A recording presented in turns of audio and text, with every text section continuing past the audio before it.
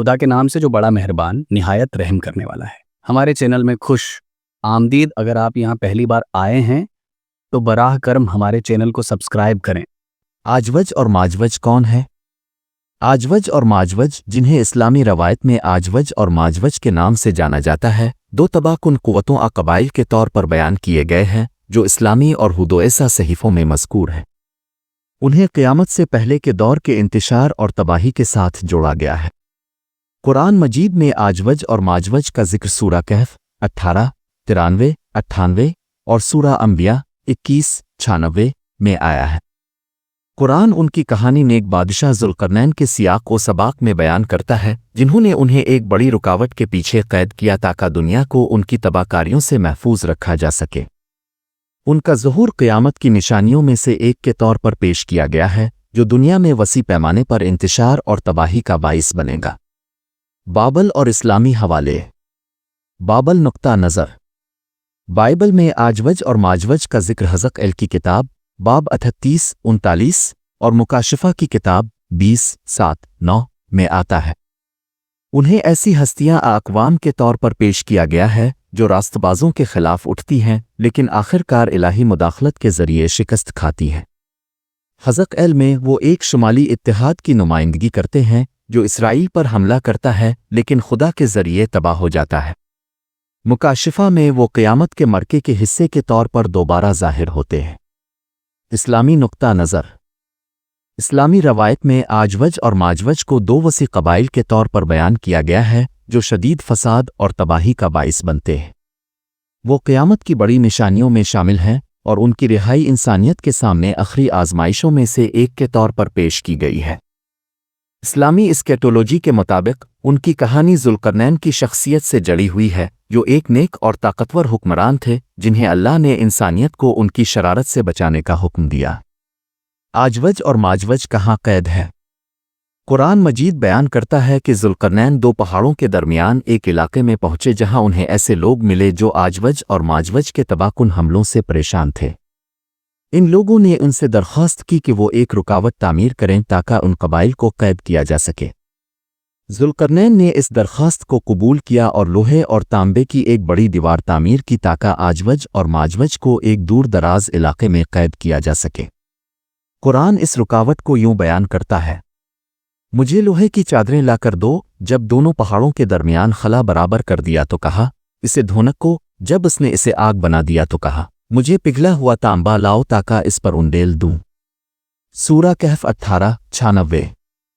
یہ دیوار اتنی مضبوط تھی کہ آجوج اور ماجوج آج تک اسے توڑنے میں ناکام رہے ہیں، حالانکہ وہ روزانہ اسے توڑنے کی کوشش کرتے ہیں۔ تاہم ان کی رہائی کے بارے میں پیشین گوئی کی گئی ہے، یہاں تک کہ جب آجوج اور ماجوج کو کھول دیا جائے گا اور وہ ہر اونچائی سے نکل پڑیں گے۔ سورہ انبیاء 21، 96۔ اس رکاوٹ کی صحیح جگہ ایک معمہ بنی ہوئی ہے۔ صدیوں سے علماء اور مورخین نے اس کی جگہ کے بارے میں قیاس آرائیاں کی ہیں، جن میں وسطی ایشیا، قفقاز دیگر نامعلوم مقامات شامل ہیں، تاہم اس کے وجود کا کوئی ٹھوس ثبوت نہیں ملا۔ آجوج اور ماجوج کی خصوصیات۔ اسلامی روایت آجوج اور ماجوج کی واضح خصوصیات پیش کرتی ہے۔ ایک بے شمار تعداد۔ کہا جاتا ہے کہ ان کی تعداد انتہائی زیادہ ہے، اور احادیث میں ذکر ہے کہ ان کی آبادی انسانیت کی مجموعی آبادی سے کہیں زیادہ ہے۔ 2 تباہ کن فطرت۔ انہیں جارحانہ اور تباہ کن کے طور پر پیش کیا گیا ہے، جو اپنے راستے میں ہر چیز کو ختم کر دیتے ہیں اور انتشار چھوڑ جاتے ہیں۔ 3 مسلسل کوشش۔ روایت ہے کہ وہ روزانہ دیوار کو کھودتے ہیں، لیکن اللہ کے حکم سے وہ مقررہ وقت تک اسے توڑنے میں ناکام رہتے ہیں۔ تاریخی تشریحات۔ تاریخ کے دوران بہت سے لوگوں نے آجوج اور ماجوج کو حقیقی دنیا کے قبائل اقوام لوگوں کے ساتھ جوڑنے کی کوشش کی ہے۔ سب سے عام نظریات میں شامل ہیں: 1 منگول اور ہن قومیں۔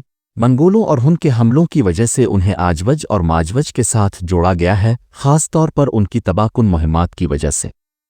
2 اسکتی اقوام۔ قدیم مورخین جیسے یوسفس نے آجوج اور ماجوج کو اسکتی اقوام کے ساتھ جوڑا جو ایک خانہ بدوش قوم تھیں اور اپنے حملوں کے لیے مشہور تھیں۔ 3 علامتی تشریح۔ بعض علماء کا خیال ہے کہ آجوج اور ماجوج کسی خاص قبائل کی نمائندگی نہیں کرتے بلکہ وسیع پیمانے پر انتشار اور اخلاقی فساد کی علامت ہے۔ आजवज और माजवज का ज़हूर। इस्लामी क़यामत की पेशीन गोइयों के मुताबिक उनकी रिहाई क़यामत के करीब होगी। कई अहादीस उनके ज़हूर के बाद पेश आने वाले तबाहकुन वाक़यात को बयान करती है। एक आलमी इंतशार, आजवज और माजवज ज़मीन पर फैल जाएंगे, वसाइल को ख़त्म करेंगे और वसी पैमाने पर तबाही मचाएंगे। 2 हज़रत ईसा अलैहिस्सलाम के साथ तसादुम, हज़रत ईसा अलैहिस्सलाम और उनके पैरोकार कुआं तौर पर पना लेंगे। हज़रत ईसा अलैहिस्सलाम अल्लाह से मदद के लिए दुआ करेंगे। 3 इलाही मुदाखलत, अल्लाह ताला एक बीमारी कुदरती आफत भेजेगा जो आजवज और माजवज को ख़त्म कर देगी और उनकी लाशों को परिंदे और दीगर मखलूक़ात साफ करेंगी। क़यामत में अहमियत।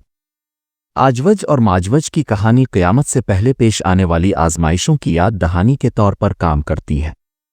उनका ज़हूर ईमान की आखिरी आज़माइश और इलाही रहनुमाई पर इन्हिसार की ज़रूरत की अलामत है।